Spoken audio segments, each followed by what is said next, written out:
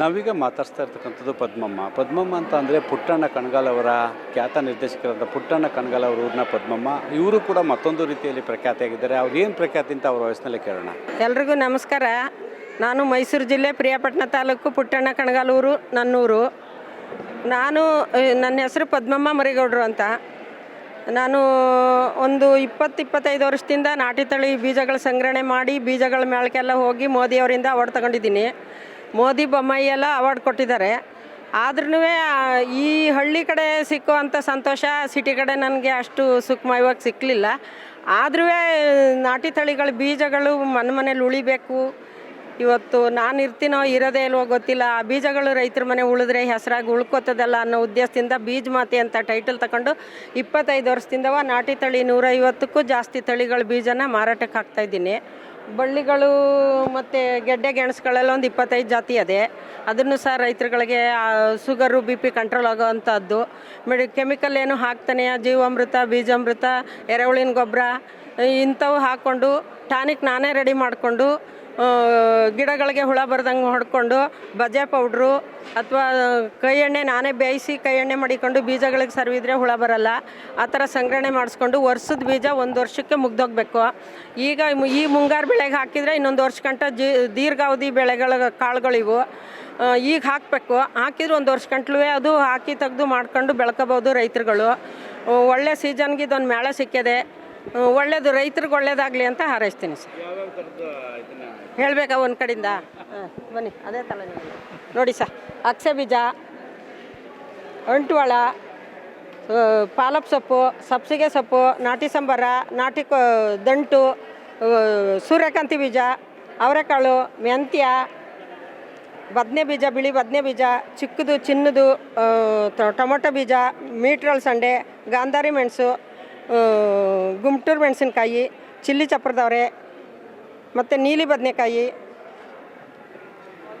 ನಾಟಿ ಪಪ್ಪಾಯಿ, ಇನ್ನೊಂಥರ ನರ್ಗೆ ಟೊಮೊಟೊ ಅಂತ, ಬುಂಡೆ ಸೊರೆ, ತುಪ್ಪಿರೆ, ನಾಟಿ ಕುಂಬಳಕಾಯಿ, ಬೂದುಗುಂಬಳಕಾಯಿ, ಹೀರೆಕಾಯಿ, ಅವರೆಕಾಳು ಮತ್ತು ಅಳಸಂಡೆ, ತೊಗರಿಕಾಳು, ಇದು ಮರತೊಗರಿ, ಚಿಲ್ಲಿ ಚಪ್ರದವರೆ, ಹೆಸರು ಕಾಳು, ಉದ್ದಿನಕಾಳು, ಚೆಂಡು ಹೂವು, ಡಬಲ್ ಬೀನಿಸು, ಉದ್ದ ಸೊರೆ, ಬೆಂಡೆ ಬೀಜ, ಬೀನಿಸು, ನಾಟಿ ತೊಗರಿ ಮತ್ತು ಹರಳು, ಅಳಸಂಡೆ,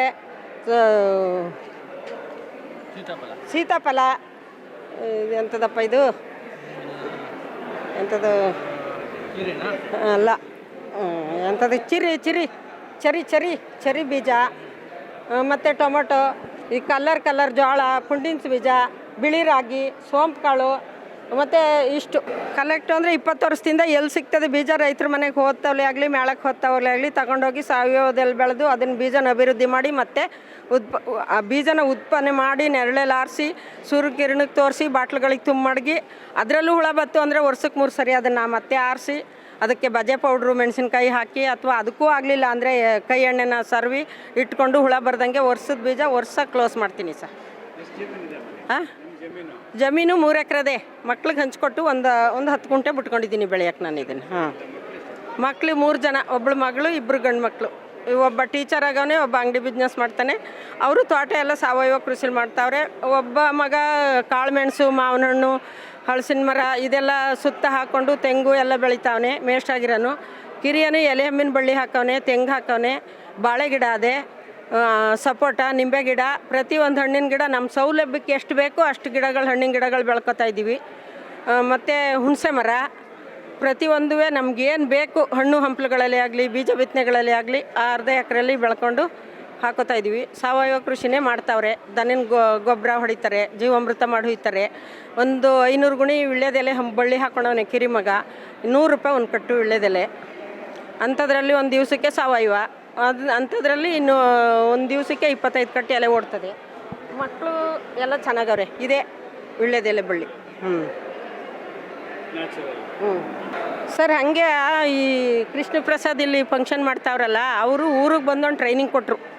ನಿನ್ನಲ್ಲಿ ಕಲೆ ಅದೇ, ನಿನ್ನಲ್ಲಿ ಶಕ್ತಿ ಅದೇ, ನಿನ್ನಲ್ಲಿ ಆ ಹುರುಪದೆ ಅನ್ನೋದು ಒಂದು ಉದ್ದೇಶ ಇಟ್ಕೊಂಡು ಒಂದು ಟ್ರೈನಿಂಗ್ ಕೊಟ್ಟರು ನನಗೆ.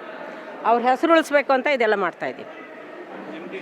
ನೆಮ್ಮದಿ ಅಂದರೆ ಆರೋಗ್ಯ ಚೆನ್ನಾಗದಲ್ಲ. 74 ವರ್ಷ ಆದರೂ ಈ ಮಟ್ಟದಲ್ಲಿ ಅವಳೆ ಪದ್ಮಮ್ಮ ಅಂದರೆ ಇದು ತಿಂದಿರೋ ಹೊತ್ತಿಗೆ ತಾನೇ ಆರೋಗ್ಯ ಚೆನ್ನಾಗಿರೋ ಬರ್ಗೂರು ತಿಂದಿದ್ರಿ ಇರಿವಿನ ಬರ್ಗೂರ್ಗೆ ಹೋಗಿನಿ ಹಾಗೆ ನೋಡು. ಈಗ 81 ವರ್ಷ ಗೌಡ್ರು, ಅವ್ರಿಗೂ ಶುಗರು BP ಏನೂ ಇಲ್ಲ. ನನ್ನ ಜೊತೆ ಸಹಕರಿಸ್ತಾರೆ.